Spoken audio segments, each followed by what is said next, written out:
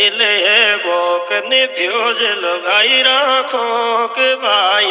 ढेर लगा